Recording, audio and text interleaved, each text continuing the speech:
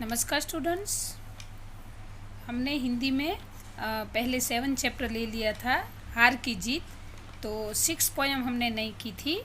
तो अभी आज हम 6 पोयम पढ़ेंगे जिसका नाम है तूफानों की। और इसके कवि है शिव मंगल सिंह। इनको सुमन के नाम से जाना जाता था। थोड़ा हम कवि का परिचय कर लेंगे। 5 अगस्त 1915 को ग्राम जगरपुर, जिला उन्नाव, उत्तर प्रदेश में बनारस हिंदू विश्वविद्यालय से MA PhD उन्होंने ये पदवी ली थी, मतलब इतना शिक्षण लिया था। अनेक अध्ययन संस्थाओं, विश्वविद्यालयों तथा हिंदी संस्थान में उच्चतम पदों पर कार्य किया था। उन्होंने अनेक देशों की यात्रा की। 1974 यानी कि 1974 में मिट्टी की बारात पर साहित्य अकादमी तथा 1993 में भारत भारती पुरस्कार से सम्मानित। 1974 में भारत सरकार द्वारा पद्मश्री से सम्मानित किया गया इनको। हिल्लोल, जीवन के गान, युग का मोह, प्रलय, सृजन, विश्व बदलता ही गया, विंध्य हिमालय, मिट्टी की बारात, वाणी की व्यथा, कटे अंगूठों की बंधनवारे, उद्यम और विकास, प्रकृति पुरुष, कालिदास। प्रस्तुत कविता में कवि शिव मंगल सिंह सुमन ने सदा संघर्षमय रहकर अपने लक्ष्य की ओर बढ़ने की प्रेरणा दी है। जिस तरह आग में रहकर सोना निखरता है, उसी तरह बाधाएं हमें जीने की नई राह दिखाती है तथा आगे बढ़ने के लिए हमारे इरादों को मजबूत बनाती है।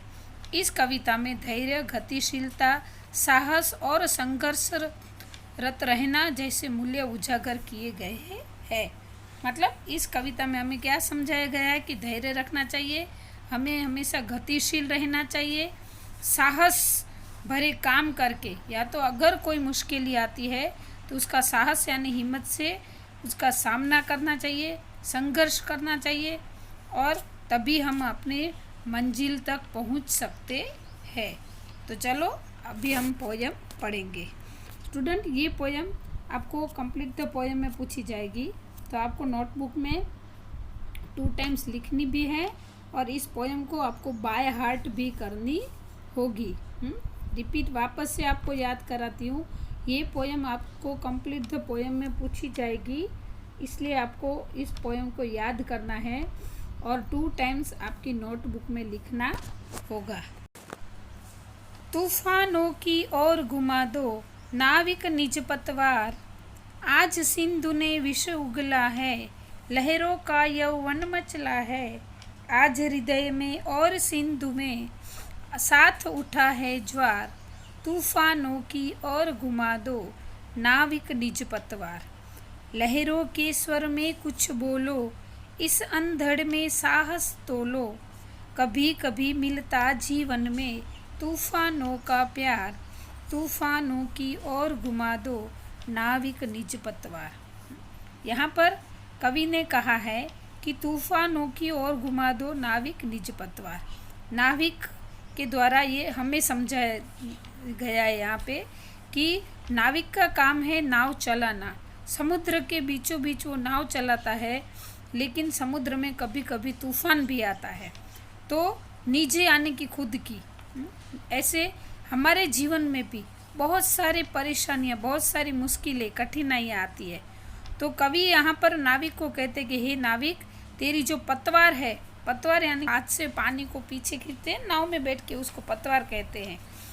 तो जैसे तूफान आता है और नाव उस तूफान में से नाव को पार करने के लिए नाविक पतवार से वो तूफान को पीछे करता है और खुद आगे जाता है। तो कवि का कहना है कि उसी तरह हमें भी अपने जीवन में आए हुए तूफानों का सामना करना होगा, अपनी पतवार को चलाना होगा। आज सिंधु ने विष उगला है। सिंधु यानी कि समुद्र। जैसे तो समुद्र में तूफान आता है तो जैसे उसमें विष बाहर आया है, क्योंकि मौत सामने खड़ी होती है, तो वैसे ही हमारे जीवन में बहुत सारे घटनाएं ऐसी घटती है। लहरों का यौवन मचला है। जो लहरें हैं, समुद्र की लहरें हैं, वो जैसे युवान थनगनाते हैं ना, हाँ, जो यंग स्टार होते हैं ना, वो एकदम थनगनाते हैं, जोश में होते हैं। उसी तरह ये जैसे लहरों में भी जोश उठा है। आज हृदय में और सिंधु में साथ उठा है ज्वार। हाँ, हृदय में भी तूफान, ज्वार यानी कि तूफान, समुद्र का जो तूफान होता है ना, तो ऐसा लगता है कि समुद्र में और हृदय में दोनों में जैसे तूफान उठा है।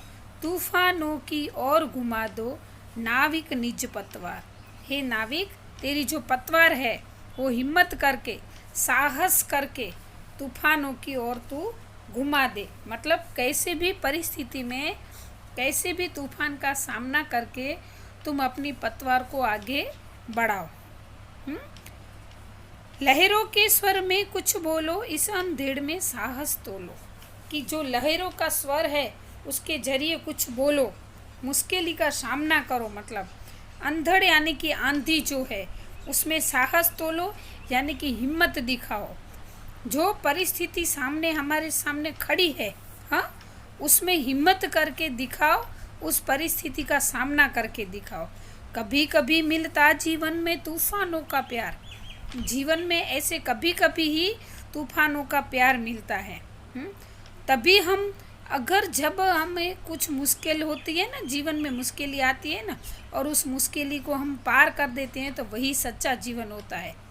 बिना मुश्किल वाला जीवन सच्चा नहीं होता है। कुछ भी मुश्किल नहीं है, ऐसे ही हम चले जाते नहीं। अगर हमारे जीवन में कठिनाई आएंगे, प्रॉब्लम्स आएंगे, तो उसको सॉल्व करते करके हम आगे बढ़ेंगे ना, तो ही हम अच्छे बन सकेंगे। तो ऐसे तूफानों का प्यार तो कभी कभी जीवन में मिलता है और मिलना ही चाहिए। हमें ऐसे तूफानों से डरना नहीं है। तो तूफानों की ओर घुमा दो नाविक निज पतवार। यहाँ पर कवि हमें कहते हैं कि नाविक की तरह हमें भी हमारे जीवन में आए हुए तूफानों का सामना करना है। हमारी पतवार से, हिम्मत से, साहस से हमारी मुश्किलों का सामना करके उस मुश्किलों को पीछे हटाना है। हमें हिम्मत हारनी नहीं है। बीच समुद्र में तूफान आता है, तब नाविक अपने आप को बचाने के लिए जो परिश्रम करता है, जो मेहनत करता है, हाँ, जो लड़ता है, वो हार नहीं मानता है कि बस अभी तो आंधी आई, तूफान आया, बस मैं यहाँ पे अभी मर जाऊँगा। ऐसा करके वो बैठ नहीं जाता है। वो अंतिम सांस तक उसका सामना करता है और फिर उसमें वो सफल हो जाता है। तो हमें भी हमारे जीवन में ऐसा ही करना है। यह असीम निज सीमा जाने, सागर भी तो यह पहचाने। मिट्टी के पुतले मानव ने कभी न मानी हार। तूफानों की ओर घुमा दो नाविक निज पतवार। सागर की अपनी क्षमता है, परमान जी भी कब थकता है। जब तक सांसों में स्पंदन है, उसका हाथ नहीं रुकता है। इसके ही बल पर कर डाले सातों सागर पार। तूफानों की ओर घुमा दो नाविक निज पतवार। यह असीम निज सीमा जाने। असीम यानी कि जिसकी कोई सीमा न हो, हाँ, अंत न हो। निज मतलब खुद की, ये खुद की, जिसको खुद की लिमिट पता है। सागर भी तो ये पहचाने, मतलब अभी नाविक को, सागर को भी बताना है कि मेरी भी ताकत की कोई सीमा नहीं है। मिट्टी के पुतले मानव ने कभी न मानी हार। ये मानव को भले मिट्टी का पुतला कहा गया है, लेकिन इस मानवी ने कभी किसी के सामने हार नहीं मानी है। हम मनुष्य है, चाहे कैसी भी कठिन परिस्थिति क्यों ना आ जाए, कैसे भी कठिन समय क्यों ना आ जाए, उसमें हम हिम्मत नहीं हारते हैं, उस समय का सामना करते हैं और हम आगे बढ़ते हैं। तूफानों की ओर घुमा दो नाविक निज पतवार। हे नाविक, तेरी पतवार को तूफानों की ओर घुमा दो। सागर की अपनी क्षमता है, परमा जी कब थकता है। क्षमता यानी कि शक्ति, ताकत। सागर के पास भी अपनी ताकत है, लेकिन माझी जो है, माझी यानी कि नाविक, वो भी कहाँ थकता है। जब तक सांसों में स्पंदन है, स्पंदन यानी कि धड़कन, हमारी जब तक चल रही है, हमारी धड़कन जब तक चल रही है, तब तक हमारे हाथ रुकेंगे नहीं। जब तक सांसों में स्पंदन है उसका हाथ नहीं रुकता है। जब तक हमारी सांसें चलती है तब तक हमारे हाथ रुकेंगे नहीं। हम मरते दम तक, अंतिम सांस तक हमारे हाथ चलते रहेंगे।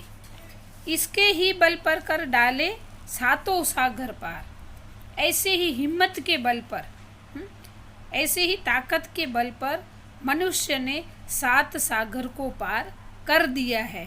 तूफानों की ओर घुमा दो नाविक निज पतवार। हे नाविक, अपनी पतवार जो है उसको तूफानों की ओर घुमा दो। तो यहाँ पर मनुष्य की ताकत का वर्णन किया गया है कि मनुष्य के लिए कुछ भी इम्पॉसिबल नहीं है, हाँ, असंभव नहीं है। वो चाहे कितनी बड़ी मुश्किल क्यों न हो, उसका सामना ताकत और हिम्मत से करता है और आगे बढ़ता है। तो यहाँ पर नाविक और सागर, सागर यानी कि हमारे सामने जो सागर में, यहाँ पर सागर में जो तूफान आता है और इसको हमारे जीवन के तूफान के साथ बताया गया है। और नाविक के लिए जो उदाहरण है, नाविक का उदाहरण है, वो हमारे लिए दिया गया है। तो इस कविता से हमें ये सीखना है कि हमारे जीवन में चाहे कितनी बड़ी या चाहे छोटी कोई भी मुश्किल आ जाए तो हमें उससे हार माननी नहीं है। अंतिम घड़ी तक, अंतिम सांस तक हमें उस मुश्किल से लड़ना है, उसका सामना करना है। अभी हमारे सामने बहुत बड़ी मुश्किल है, कौन सी है? तो कोरोना। तो इससे हमें डरना नहीं है, इसका सामना करना है।